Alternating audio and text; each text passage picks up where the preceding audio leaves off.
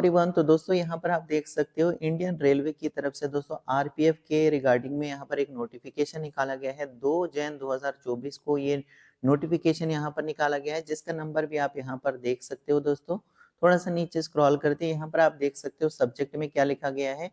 Procedure for recruitment of sub inspector executive and constable executive in RPF RPSF, यानी कि दोस्तों जो sub inspector executive की post के लिए और कांस्टेबल एग्जीक्यूटिव की पोस्ट के लिए आरपीएफ और आरपीएसएफ में क्या कुछ यहाँ पर प्रोसीजर होने वाला है, इसके बारे में यहाँ पर इन्होंने ये नोटिफिकेशन निकाली है। ठीक है, थोड़ा सा हम नीचे स्क्रॉल करते हैं। नीचे स्क्रॉल होने के बाद सबसे पहले दोस्तों यहाँ पर आप देख लीजिए जो भी यहाँ पर नंबर ऑफ वैकेंसीज फिलअप की जाएंगी दोस्तों, ये यहाँ पर मिनिस्ट्री ऑफ रेलवे जो है डिसाइड करने वाला है दोस्तों फ्रॉम टाइम टू टाइम। ठीक है, मतलब कितनी सारी वैकेंसी वगैरह फिलअप करनी है ये मिनिस्ट्री ऑफ रेलवे ही यहाँ पर डिसाइड करता है टाइम टू टाइम कि कितनी यहाँ पर वैकेंसीज फिलअप की जाएंगी। ठीक है, जो करंट राउंड ऑफ रिक्रूटमेंट रहेगा दोस्तों, यहाँ पर वैकेंसी जो हैं 2000 वैकेंसीज हैं जो कांस्टेबल की पोस्ट के लिए, जो कांस्टेबल की रैंक है दोस्तों, कांस्टेबल की पोस्ट के लिए 2000 वैकेंसी हैं और 250 वैकेंसी जो हैं ये फिलअप की जाएंगी in the rank of sub inspector in RPF में और आरपीएसएफ में।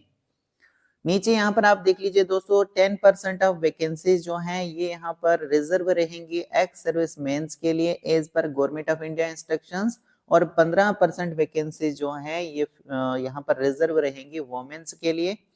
इसके अलावा जो दोस्तों आपकी रिक्रूटमेंट प्रोसेस है, यानी किस तरीके से यहाँ पर रिक्रूटमेंट होने वाली है, भर्ती होने वाली है, तो दोस्तों ये 3 फेजेस में होंगी। सबसे पहला जो फेज आपका रहेगा, यानी पहले आपका सबसे पहले कंप्यूटर बेस्ड टेस्ट लिया जाएगा, सीबीटी आपका एग्जाम होगा, to be conducted by railway recruitment board, यानी आरआरबी रेलवे रिक्रूटमेंट बोर्ड ये कंडक्ट करेगा आपका सबसे पहले, लेकिन कंप्यूटर बेस्ड टेस्ट ही लिया जाएगा।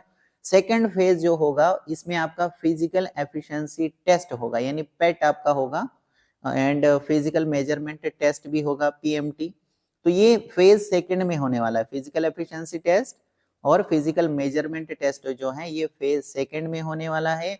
और फेज थर्ड में आपका डॉक्यूमेंट वेरिफिकेशन यहाँ पर होने वाला है, to be conducted by railway protection force. Railway protection force यानी आरपीएफ जो है ये कंडक्ट करेंगे, जिसमें आपका ये डॉक्यूमेंट वेरिफिकेशन जो है ये होने वाला है और ये तीसरे फेज में होने वाला है। ठीक है, नीचे यहाँ पर नोट में साफ तौर से इन्होंने लिखा है दोस्तों, the document verification shall be completed after PET M PMT. ठीक है, जो आपका फिजिकल मेजरमेंट टेस्ट है और यहाँ पर ये जो पेट आपका रहेगा, तो इसके बाद ही आपका डॉक्यूमेंट वेरिफिकेशन। ऐसा नहीं है कि डॉक्यूमेंट वेरिफिकेशन पहले होगा और उसके बाद आपका फिजिकल मेजरमेंट टेस्ट होगा। ठीक है, सबसे पहले नंबर क्या बताया मैंने आपको, सीबीटी कंप्यूटर बेस्ड टेस्ट लिया जाएगा आपका, यानी रिटन टेस्ट होगा। उसके बाद आपका फिजिकल मेजरमेंट टेस्ट वगैरह होगा, पेट और पीएमटी रहेगा, और थर्ड नंबर पर आपका क्या रहेगा दोस्तों, जो आपके डॉक्यूमेंट वेरिफिकेशन है वो थर्ड नंबर पर रहेंगे। ठीक है, इस चीज का आप अच्छे से ध्यान रखिए। थोड़ा सा नीचे स्क्रॉल करते हैं। नीचे स्क्रॉल होने के बाद दोस्तों यहाँ पर बताया गया है कि जो सब इंस्पेक्टर एग्जीक्यूटिव आरपीएफ और आरपीएसएफ में जो वैकेंसीज होंगी, इसके लिए कौन आपको कंडक्ट कराने वाला है, आगे देखिए यहाँ पर बताया गया है, it shall conduct physical efficiency test, यानी आईजीडीआईजी जो है for IG DIG it shall conduct physical efficiency test आपका कंडक्ट करेंगे, फिजिकल मेजरमेंट टेस्ट आपका कंडक्ट कराएंगे, एंड डॉक्यूमेंट वेरिफिकेशन आपका यहाँ पर ये कराने वाले हैं at a venue to be decided by the senior most member of CRC. CRC के जो सीनियर्स मेंबर्स होंगे वही ये डिसाइड करने वाले हैं दोस्तों कौन सी जगह पर कब आपका ये यहाँ पर वेरिफिकेशन वगैरह होने वाला है, टेस्ट आपका होने वाला है, physical efficiency test, physical measurement test और डॉक्यूमेंट वेरिफिकेशन। ठीक है, with approval of DG RPF. तो ये चीजें आप यहाँ पर एक बार रीड कर सकते। इस तरीके से कांस्टेबल एग्जीक्यूटिव की जो वैकेंसीज हैं इसमें भी आप यहाँ पर देखिए 4 जेएजी सीनियर स्केल ऑफिसर्स जो होंगे, senior most member shall act as, जो सीनियर मोस्ट मेंबर होगा वो यहाँ पर chairman of central recruitment committee होगा for constable CRCCT। It shall supervise, ये सुपरवाइज करेगा और कोऑर्डिनेट करेगा with the regional sub committees के साथ and the concern PCSC where physical efficiency test, physical measurement test and document verification are being held। ठीक है, तो ये यहाँ पर आप अच्छे से एक बार फिर से खुद से भी रीड कर लीजिए।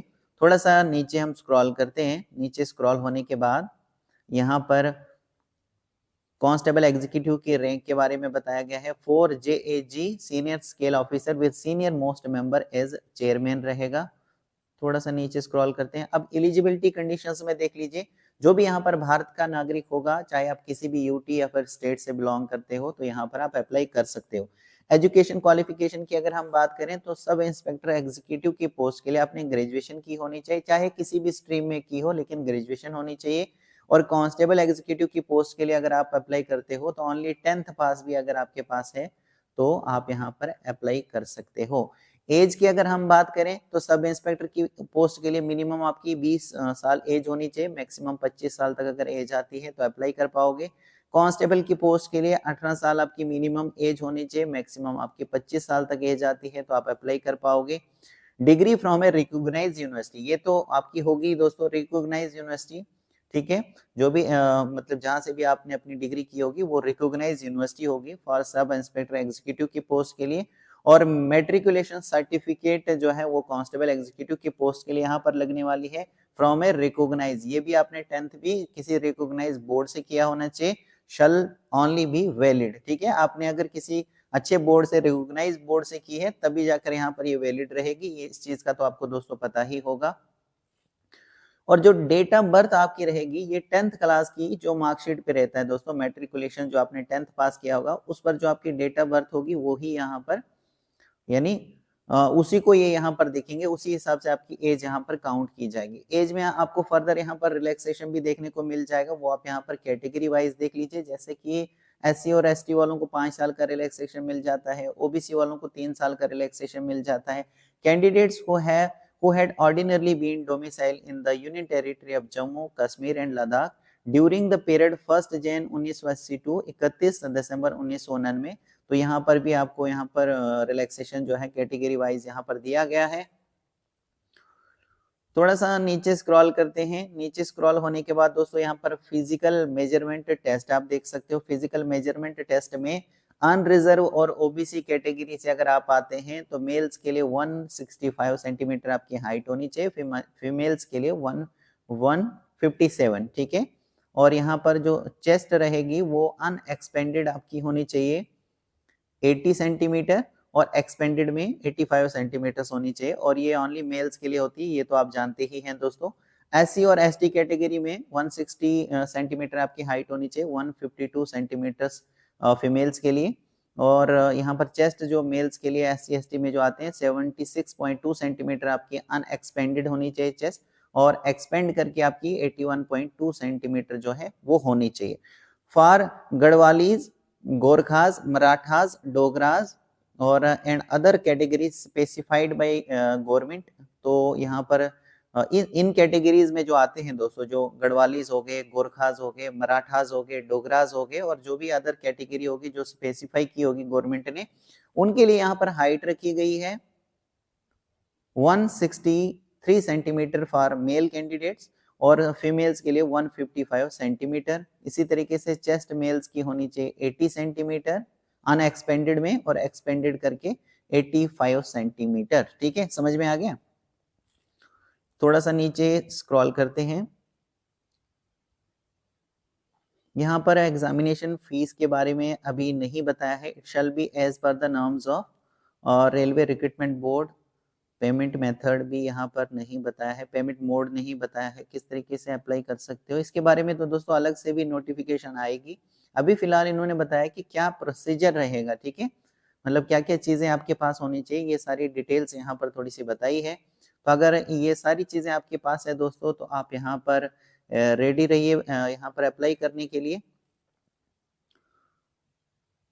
द स्टैंडर्ड ऑफ एग्जाम, जो स्टैंडर्ड रहेगा एग्जामिनेशन का दोस्तों सब इंस्पेक्टर की पोस्ट के लिए will be of graduation level. तो ये जो एग्जामिनेशन का स्टैंडर्ड रहेगा ये ग्रेजुएशन लेवल का रहेगा। और कांस्टेबल की पोस्ट के लिए दोस्तों यहाँ पर जो आपकी लेवल रहेगा वो मैट्रिकुलेशन का रहेगा, क्योंकि यहाँ पर 10th पास ही रिक्वायर्ड रहेगा। तो जो आपका स्टैंडर्ड रहेगा एग्जाम का ये भी 10th लेवल का ही यहाँ पर होने वाला है। और नीचे यहाँ पर बताया गया है it will be necessary to obtain 35% marks, यानी ये जरूरी है दोस्तों, आपको 35% मार्क्स आपको लाने जरूरी हैं कंप्यूटर बेस्ड टेस्ट में, ठीक है, सीबीटी में। और 30% मार्क्स बताए गए हैं, अगर आप एससी और एसटी कैंडिडेट हैं तो आपके 30% मार्क्स भी आए हैं तो ये क्वालिफाइंग मार्क्स बताए जाएंगे, यानी रखे गए हैं कंप्यूटर बेस्ड टेस्ट में। जो आपका कंप्यूटर बेस्ड टेस्ट लिया जाएगा दोस्तों, उसमें आपको 30% मार्क्स लाने हैं अगर आप एससी एसटी कैटेगरी से बिलोंग करते हो, और 35% मार्क्स आपके अगर एससी एसटी के अलावा बाकी जो भी कैटेगरी है उनके लिए यहाँ पर 35% मार्क्स आपके होने चाहिए, और जरूरी है ये लाने क्योंकि ये क्वालिफाइंग है दोस्तों। Details of time allowed and number of questions for CBT shall be decided by the RRB for the purpose of guidelines. However, the following norms can be preferred. देखिए, सब इंस्पेक्टर एग्जीक्यूटिव की post के लिए आपको 90 minutes का time दिया जाएगा। 120 questions पूछे जाएंगे, जनरल अवेयरनेस से 50 क्वेश्चंस पूछे जाएंगे, अर्थमेटिक्स से आपको 35 क्वेश्चंस पूछे जाएंगे, जनरल इंटेलिजेंस एंड रीजनिंग से भी 35 क्वेश्चंस आपको पूछे जाएंगे। इसी तरीके से कांस्टेबल एग्जीक्यूटिव की पोस्ट के लिए 90 मिनट्स का इसमें भी आपको टाइम दिया जाएगा, इसमें भी 120 क्वेश्चंस आपसे पूछे जाएंगे, और जनरल अवेयरनेस से इसमें भी 50 क्वेश्चंस पूछे जाएंगे, अर्थमेटिक्स से भी 35 क्वेश्चंस पूछे जाएंगे, और जनरल इंटेलिजेंस एंड रीजनिंग से 35, यानी यहाँ ये सेम रखे गए क्वेश्चन भी आपको सेम यहाँ पर पूछे, मतलब सेम पूछे जाएंगे, मतलब कहने का मतलब है दोस्तों 120 इसमें भी पूछे जाएंगे, 120 सब इंस्पेक्टर की पोस्ट के लिए भी पूछे जाएंगे, लेकिन लेवल इनका थोड़ा अलग रहेगा। क्यों? कांस्टेबल की पोस्ट के लिए आपका लेवल 10th लेवल का रहेगा, लेकिन सब इंस्पेक्टर की पोस्ट के लिए, क्योंकि ये थोड़ी बड़ी पोस्ट है दोस्तों, तो इसके लिए जो आपका लेवल है ये ग्रेजुएट लेवल का ही रहेगा। तो ये फर्क है, बाकी 120 क्वेश्चंस जो हैं इस तरीके से आपसे पूछे जाएंगे। और नीचे यहाँ पर बताया गया है जनरल अवेयरनेस से आपको क्या क्या चीजें तैयार करनी है, अर्थमेटिक में कौन कौन से टॉपिक्स आपको तैयार करने हैं, जनरल इंटेलिजेंस एंड रीजनिंग से आपको कौन कौन से आगे सब टॉपिक्स जो हैं ये तैयार करने हैं। और दोस्तों यहाँ पर ये जो एग्जाम आपका लिया जाएगा सीबीटी, इसमें आपकी नेगेटिव मार्किंग भी रहेगी, यानी 1/3 मार्क्स जो है ये आपके काटे जाएंगे फॉर ईच इनकरेक्ट आंसर। यानी दोस्तों अगर आप किसी भी क्वेश्चन का रॉन्ग आंसर देते हो तो 1/3 मार्क्स जो हैं आपके काटे जाएंगे, इसलिए थोड़ा ध्यान से दोस्तों आप यहाँ पर जो आंसर है वो चूज कीजिएगा। थोड़ा सा नीचे स्क्रॉल करते हैं, कुछ और इंपॉर्टेंट देख लेते हैं दोस्तों।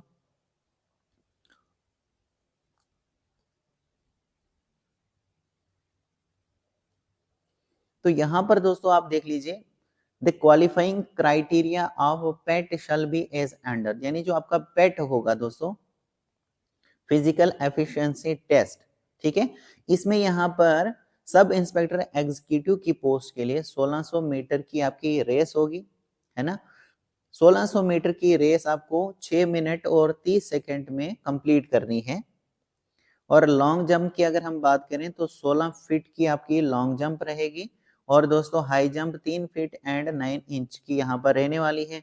इस तरीके से सब इंस्पेक्टर की पोस्ट के लिए, सब इंस्पेक्टर फीमेल की अगर हम बात करें तो 800 मीटर की आपकी रेस रहेगी, 4 मिनट्स के अंदर आपको कंप्लीट करनी है।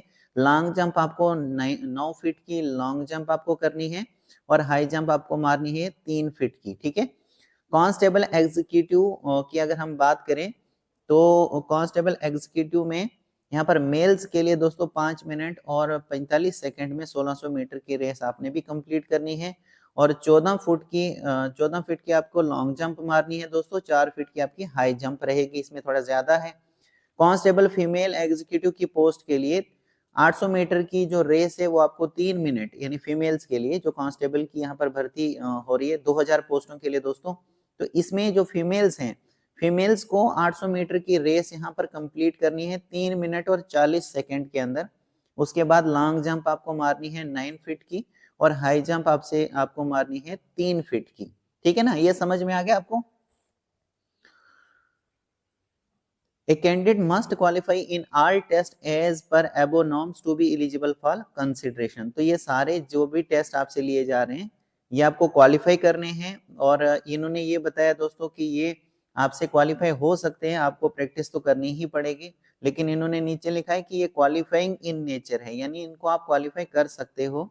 तो इसके लिए आप प्रैक्टिस कीजिए दोस्तों। देखिए यहाँ पर पेट और PMT, physical efficiency test, physical measurement test is qualifying in nature, यानी ये क्वालिफाइंग है। No marks are to be awarded, इसमें कोई भी मार्क्स जो है इसके अवॉर्डेड नहीं दिए जाएंगे। फेज थर्ड में यहाँ पर डॉक्यूमेंट वेरिफिकेशन है और यहाँ पर सारी चीजें यहाँ पर बताई गई हैं। The following document in original, ये जो नीचे डॉक्यूमेंट्स दिए गए हैं ये आपको original as well as their self attest copy, यानी इनके जो फोटो कॉपीज आप करोगे दोस्तों उनको सेल्फ अटेस्ट करके भी आपको रखना है और ओरिजिनल भी आपको अपने साथ में रखना है। Will be required for verification in respect of candidate who qualify in PET और पी, यानी फिजिकल एफिशिएंसी टेस्ट के अंदर आप क्वालिफाई हो जाते हो, फिजिकल मेजरमेंट टेस्ट में भी आप क्वालिफाई हो जाते हो, तो फिर आपको ये डॉक्यूमेंट्स दोस्तों रिक्वायर्ड रहेंगे, तो इनको आप तैयार रखिए। क्या क्या चीजें, मैट्रिकुलेशन सर्टिफिकेट रहती है, उसमें आपकी डेट ऑफ बर्थ होती है, उसी को ये कंसिडर करेंगे यहाँ पर, तो वो आपको अपने साथ में रखनी है। ग्रेजुएशन और मैट्रिकुलेशन सर्टिफिकेट जो भी है आपके पास, कास्ट सर्टिफिकेट अगर आप SC ST OBC कैंडिडेट हैं तो वो आपको अपने साथ में रखनी है। 2 कॉपीज आपको रखनी है सेल्फ अटेस्ट करके, कलर फोटोग्राफ्स, ठीक है, ये भी आपको सेल्फ अटेस्ट करके इनकी 2 कॉपीज रखनी है। नो ऑब्जेक्शन सर्टिफिकेट, अगर आप अभी गवर्नमेंट एम्प्लॉय हैं दोस्तों, in case of serving government employees, तो आपको NOC सर्टिफिकेट भी रखनी है। डोमिसाइल सर्टिफिकेट जो है वो आपको अपने साथ में रखनी है। EWS सर्टिफिकेट होती है, इकोनॉमिकली वीकर सेक्शन, अगर आपके पास है तो सारी की सारी आप डॉक्यूमेंट्स प्रिपेयर कीजिए। कहने का मतलब है दोस्तों सारे डॉक्यूमेंट्स आप प्रिपेयर कीजिए, ठीक है। तो आपका ये लास्ट पर होने वाला है डॉक्यूमेंट वेरिफिकेशन, लेकिन पहले से भी आप यहाँ पर तैयार करके रख सकते हो, ठीक है। All certificates should be either in English or in Hindi only. Where certificates are not in English or Hindi, self-attested translation version should be produced wherever whenever required. यानी आपकी जो सर्टिफिकेट्स हैं वो इंग्लिश या फिर हिंदी में ही होनी चाहिए, ठीक है। तो आप खुद से भी दोस्तों इसको एक बार रीड करना अगर चाहते हो तो इसको, ये जो नोटिफिकेशन है इसको रीड कर सकते हो। देखो नीचे यहाँ पर चार्ट बताया गया है। जो SI सब इंस्पेक्टर की पोस्ट है दोस्तों, इसमें 120 क्वेश्चंस होंगे जैसे मैंने आपको बताया, और क्वालिफाइंग क्या रहेंगे, मतलब कितने मार्क्स आपको लाने हैं। अनरिजर्व और OBC वालों को 42 मार्क्स लाने हैं, तभी जाके यहाँ पर क्वालिफाइंग माना जाएगा, और SC ST वालों को 36 मार्क्स लाने हैं सब इंस्पेक्टर की पोस्ट के लिए, ठीक है। इस तरीके से जो कांस्टेबल की पोस्ट रहेगी, कांस्टेबल एग्जीक्यूटिव की पोस्ट के लिए 120 क्वेश्चंस इसमें भी पूछे जाएंगे, जिसमें अनरिजर्व OBC वालों को 42 क्वेश्चंस लाने हैं, ये क्वालिफाइंग मार्क्स हैं बताए गए हैं, और SC और ST वालों को 36 मार्क्स लाने हैं क्वालिफाइंग, ठीक है। क्वालिफाइंग तभी जाके माना जाएगा, तो इतने मार्क्स आपको लाने हैं। तो दोस्तों मैं होप करता हूँ कि आपको ये सारी चीज़ें जो हैं ये क्लियर हो चुकी होंगी। दूसरा जो नोटिफिकेशन आएगा जिसमें दोस्तों कैटेगरी वाइज सारी पोस्टें जो हैं वो बताई होंगी, तो उस डिटेल एडवर्टाइजमेंट को भी मैं यहाँ पर अपलोड कर लूँगा दोस्तों, ठीक है। सो होप करता हूँ आपको ये सारी चीज़ें दोस्तों क्लियर हो चुकी होंगी। So thank you very much.